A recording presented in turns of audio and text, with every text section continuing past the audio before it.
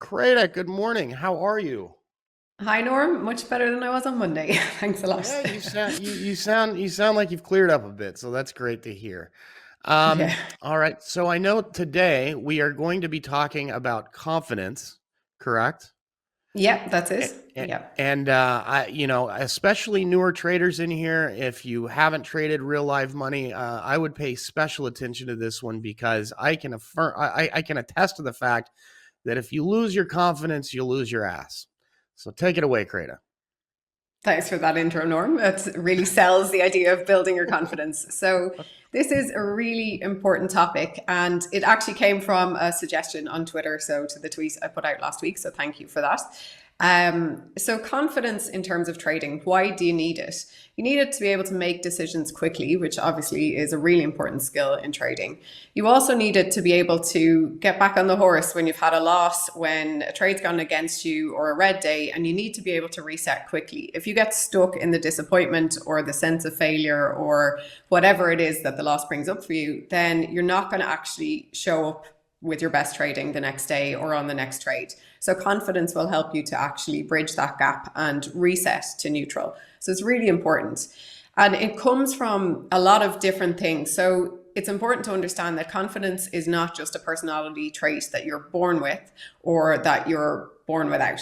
So you can actually build confidence when you use different strategies to keep it fresh and keep it toned. So if you think of it like going to the confidence gym, the more that you actually proactively work on your confidence, then the more you're going to experience the results and the benefits of it. And there are a lot of benefits of it. So in the research, they actually split confidence into the idea of self-confidence, which is more global, your general feelings about yourself, and then self-efficacy, which is what I'm going to talk about for the rest of this slot, even though I'll call it confidence. And that's actually your belief in your ability to execute a specific skill or a task. And so the research has found that people with higher self-efficacy are actually able to persist longer in the face of challenges. So that's the resilience piece that is our theme for this month. But not only that, they actually set higher goals for themselves because they have the confidence to expect themselves to achieve them. So they pursue loftier ambitions, challenge themselves to achieve higher goals, and then they persist more and they're more motivated to actually achieve them. So if you build confidence, you actually get to benefit from all those results of having confidence as well. So it's a really important skill to work on. And like Norm said, it's so important for your trading, but you can't just assume that it will come as you build up your skill set. Yes, that will help it, but you can use lots of other techniques to actually make sure that you're going in with the right amount of confidence. Even early on in your trading, when you haven't, say, even started trading money yet, you can be working on your confidence, and that will stand to you then when you transition to live trading. So what does the research say about how you can build it? So according to Bandura, so he kind of started off all this research about the sources of confidence. So how you actually can top up your confidence.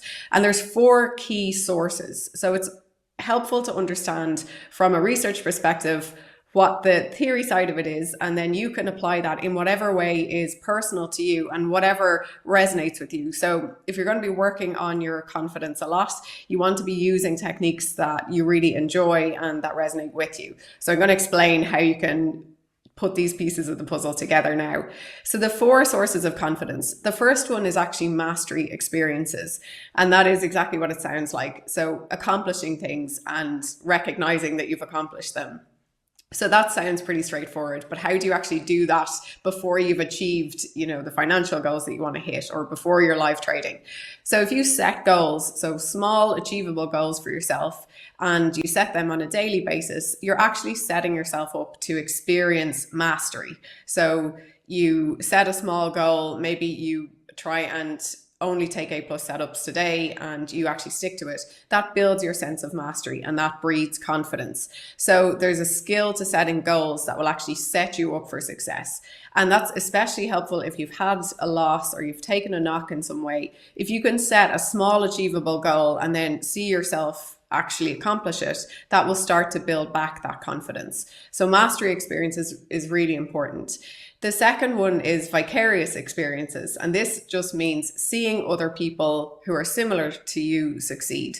And that goes against the idea of envy and jealousy. And so it's a good reason to actually look at what other people who are similar to you are doing. So maybe people who have been trading for the same amount of time as you, who are trading the same stocks as you, that kind of thing. And if you see them being successful, it actually role models that it's available for you to do as well, so that you too can accomplish that. And this is according to all the research and the theory. So the more that you actually seek out people who you admire, who are similar to you, and you learn of their experiences of being successful, that actually breeds confidence in yourself. So that's the second one.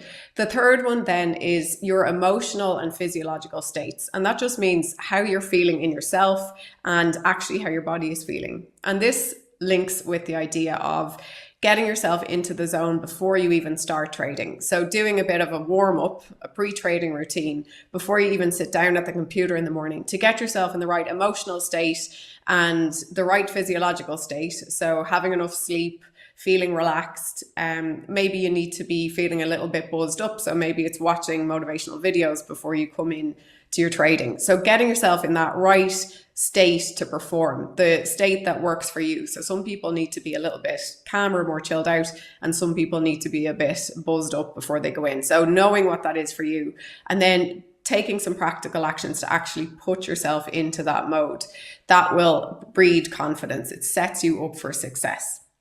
And then the last one is verbal persuasion. So this again ties in with affirmations, my favorite topic.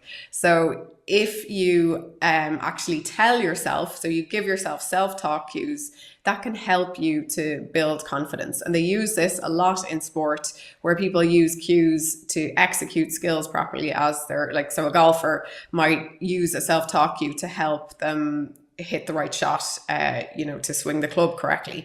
But you can use them in your trading to help cue your attention and build your confidence. So that might either look like coaching yourself through a trade out loud even, or in your head, or it could look like creating an affirmation script, which we've talked about before. So a whole script of statements that are positively worded and that will boost your confidence. And then you listen to that to program these beliefs in your subconscious. So using verbal persuasion to actually build your own confidence. So you can do it for yourself. And obviously if it works, if somebody else is telling you that too. So if you have a trading mentor, or if in the chat room you're getting kudos for trading well, then that works to build your confidence too.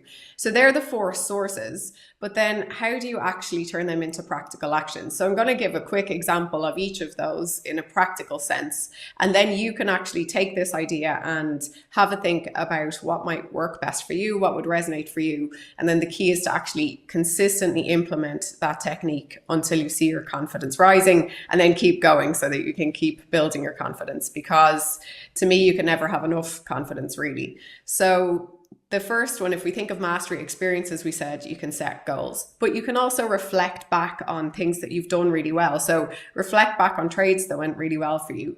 Write a confidence CV. So write an actual CV, not to get a job, but to reflect on all of the things that you've done in your life and in your trading that you're really proud of, and that you did really well. So that's an example of how you could prime those mastery experiences. The verbal persuasion, we said it could be an affirmation script or self-talk cues.